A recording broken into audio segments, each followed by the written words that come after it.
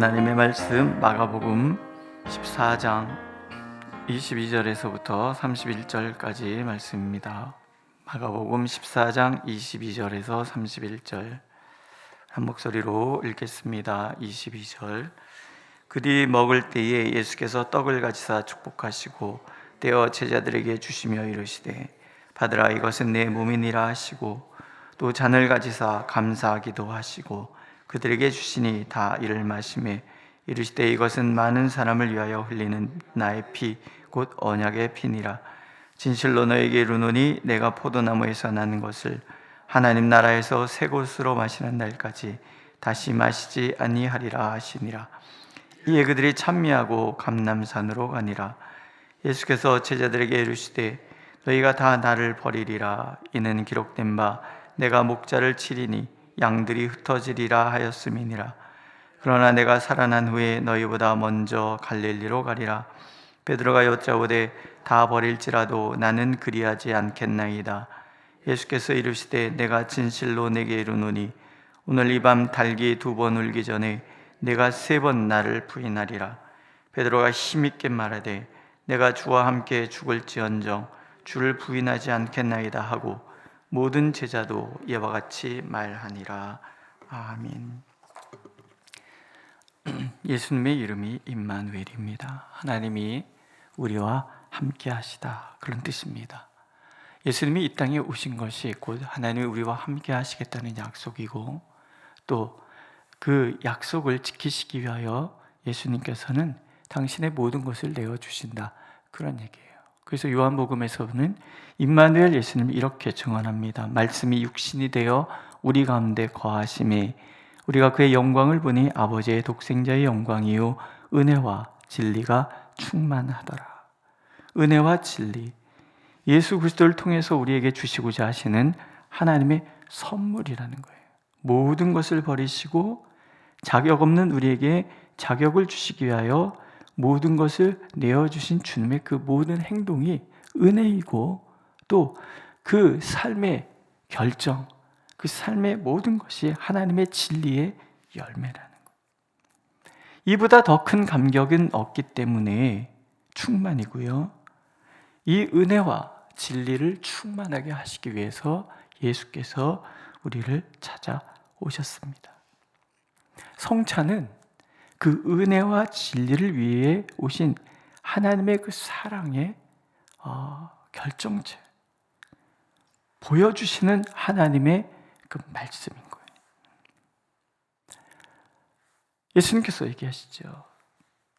떡을 떼어서 축복하시고 제자들에게 주시면서 받으라, 이것은 내 몸이니라.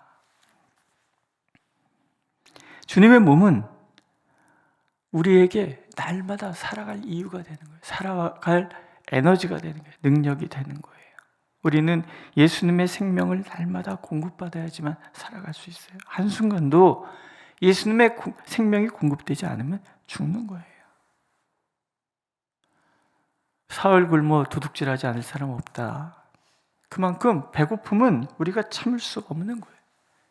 마찬가지로 영적 생명이 공급되지 않으면 우리의 영혼 자체가 죽는 거예요. 아사, 굶어 죽는 거예요. 또 예수님께서 잔을 가지사 또 축복기도 하시고 나눠주시죠. 마시라. 이것은 많은 사람을 위해 흘리는 나의 피 곧 언약의 피니라. 그렇게 얘기를 하세요. 주님의 피는 구원의 새 언약이에요. 날마다 주님은 당신의 생명을 걸고 우리를 구원의 길로 인도하시겠다는 약속이에요. 날마다 주님과 연합할 때 우리는 주님으로부터 새로운 생명을 공급받고요. 생명으로 목숨 걸고 언약을 지키시는 주님의 그 은혜가 우리를 날마다 은혜의 보좌 앞에 세워주시는 것이고 구원의 보장이지. 내가 완전해서가 아니에요. 제자들이 완전해서가 아니에요. 하나님께서 일방적으로 베푸시는 은혜이고, 그래서 그것은 진리예요. 예수님께서 마지막 이 만찬에서 행하신 이 모든 그것을 자세히 보면 이 마지막 만찬의 자리는 하나님과 우리와의 언약 체결의 자리예요. 언약 체결 의식을 하나님은 그렇게 해주시는 거죠. 그 이름을 믿는 자들에게 하나님의 자녀가 되는 권세를 주셨다고 약속하셨어요. 그리고 이 약속을 예수께서는 당신의 피를 쏟으셔서, 당신의 몸을 찢으셔서 다짐하시는 거예요. 영원한 피 언약, 우리를 구원으로 인도하시겠다는 하나님의 목숨 건 다짐인 거죠. 오늘 우리가 살아가는 이유가 거기 있는 거예요. 날마다 우리에게 생명 주시는 예수 그리스도 때문에 우리가 오늘 하루도 살아가고, 오늘도 우리가 날마다 희망을 품을 수 있는 것은 당신의 생명을 걸고 지키시겠다는 약속 때문인 거예요. 우리는 그 날마다 공급해 주시는 하나님의 생명과 예수 그리스도의 생명과 그분이 참으로 당신의 모든 것을 걸고 지키시고자 하시는 약속 때문에 하루가 날마다 새롭고 이 하루가 나에게는 선물이 되는 거예요. 믿으십니까? 또 주님 나라에서 새 포도주로 마시기 전까지는 다시는 포도주를 입에 대지 않으시겠다. 그 얘기는 하나님의 언약이 조금 더 흩어져 반복해서 예수님의 이 언약을 하시는 게 아니라 단번에 완전히 영원히 이 언약을 선포하셨고 이것을 이루실 거예요. 이게 하나님의 영원성이고 우리가 예수 그리스도 안에 머문다는 것이 그런 의미라는 거예요. 하지만 십자가 전, 예수께서 부활하시기 전까지 이것은 아직 제자들에게 미치지 않는 것 같아요. 반전이 나타나잖아요. 서글픈 반전이에요. 예수님께서 이어서 이런 얘기를 하시잖아요. 너희가 다 나를 버리리라. 오늘 이 밤 닭이 2번 울기 전에 내가 3번 나를 부인하리라. 주님께서는 모든 것을 내어주고 생명을 내어주시고 뿐만 아니라 당신의 모든 것, 목숨까지 걸고 약속하시겠다고 그 신실하심을 드러냄에도 불구하고 제자들은 불성실해요. 신실하지 않아요. 자기 목숨 보존하고자 주님을 버려요. 예수님께서는 영원한 약속을 다짐하시는데 베드로는 3번이나 부인하고 가룟 유다는 배신까지 하고 제자들은 다 예수님 홀로 내버려두고 도망칩니다. 마음이 없어서가 아니에요. 베드로가 이렇게 이해하잖아요. 죽을지언정 주를 부인하지 않겠습니다. 베드로가 그 말을 하니까 이에 질세라 다른 제자들도 얘기하잖아요. 우리도 그렇게 할 것이다. 장담해요. 장담할 수 있습니다. 마음이 없는 건 아니에요. 마음은 있어요. 근데 뭐가 없어요? 그 다짐을 지켜낼 능력이 없어요. 우리가 다 그래요. 예수님은 결연하게 약속을 지키시겠다고 다짐하지만 우리 진심은 우리 중에 누가 예수님 배신하고 싶은 사람 어디 있어요? 우리 다 예수님 제일 믿을 거고 그렇게 다짐해요. 매일 다짐해요. 그렇지 않습니까? 주여 나를 사용하여 주옵소서. 나를 쓰시옵소서. 그러나 그 말을 지켜낼 만한 의지가 우리 안에는 없어요. 이게 비극이죠. 예수께서 성찬 다음에 배신에 대해서 예언하고 계세요.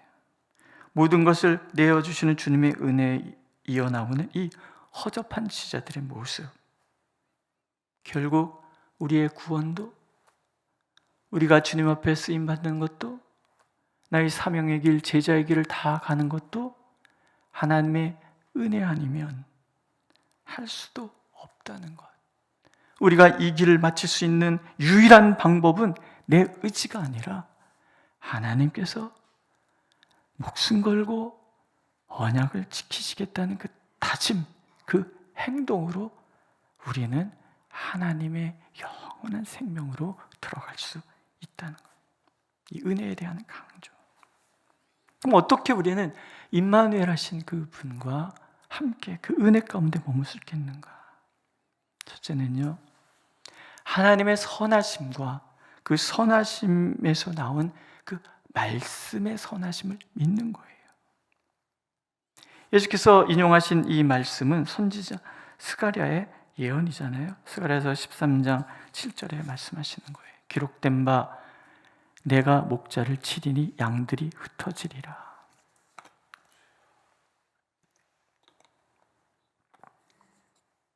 제자들이 배신하고 부인하고 도망칠 것이다.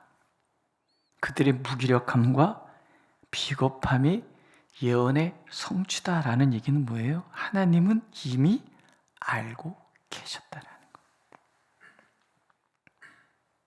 예수님께서 홀로 그 길을 가실 것이다라는 것을 미리 말씀하셨고, 예수님은 그것을 알고 계시는 거예요.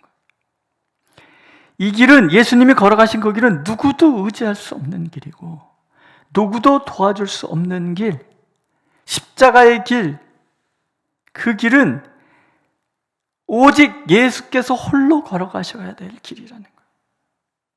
제자들을 부르신 것은 함께 이 십자가를 향하여 나가기 위함이 아니라는 거예요.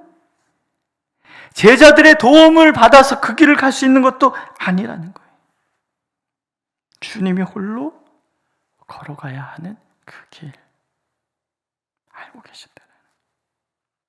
제자들이 다 도망치는 그 자리는 하나님의 말씀의 성취인 것뿐이에요. 이 이야기를 마가 목사님이 기록하는 이유를 잘 생각해 보세요. 예수님이 이 말할 때 제자들은 뭐라 그랬어요? 안 도망갑니다. 죽을지언정. 그러나 결과를 보니까 말씀이 성취되었어요. 하나님의 말씀이 이미 창세 전부터 우리의 연약함을 하나님은 알고 계셨구나. 우리가 다 도망갈 거 알고 계셨구나. 말씀은 이렇게 성취되는구나. 그 얘기는 뭐예요? 다시 앞으로 들어가는 거예요. 성찬 예식을 행하시며 예수께서 주신 약속. 무슨 약속이에요? 나는 너희를 위하여 생명을 줄 것이다. 나는 내 피, 내 생명을 다 바쳐서 너희들을 구원하는 이 언약, 너희들이 걸어갈 제자의 그 길을 내가 인도할 것이다.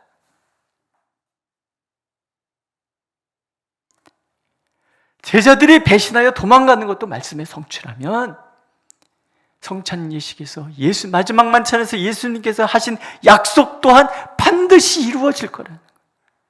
우리가 은혜 가운데 임마누엘 하신 하나님과 함께 교제하는 것은 다른 거예요. 우리가 다짐해서 되는 것도 아니고, 우리의 능력이 있어서도 아니고, 우리가 의지가 있기 때문에 결연한 의지로 가는 것도 아니고, 오직 말씀하신 하나님, 약속하신 하나님, 그 말씀의 근거에서 그 약속의 성취를 하나님이 스스로 이루실 것이기 때문에 우리가 비로소 이 길을 갈 수 있다는 거예요.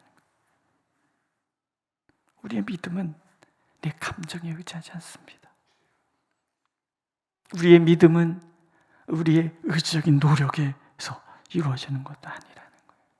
오직 하나님이 말씀하셨기 때문에, 말씀하신 그 하나님의 신실하심 때문에 반드시 우리에게 주신 이 성경 66권의 이 모든 말씀을 친히 지켜나가시는 하나님의 그 선하신 의지, 결연한 의지, 예수 그리스도의 목숨 건 그 의지가 이 모든 말씀이 나에 대한 약속이 되고 나를 통해서 이루어질 것이라는, 믿으세요?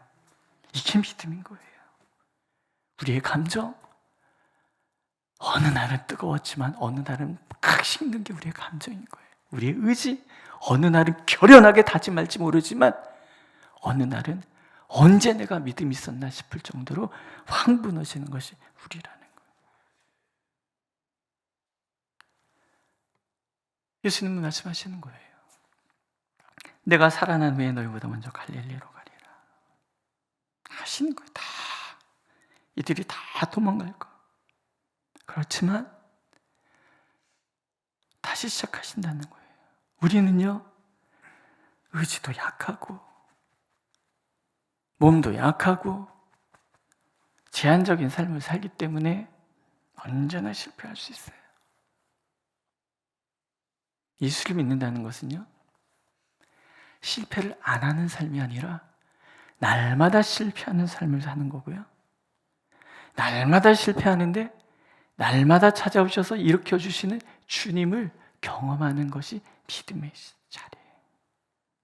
우리는 비록 무너질지라도, 우리가 우리의 사명에 실패할지라도 처음부터 다시 시작할 수 있도록 계속 기회를 주시는 예수 그리스도, 기회를 주시겠다고 목숨 걸고 다짐하시는 예수 그리스도, 그분 때문에 우리는 또다시 일어나고 또다시 일어나고.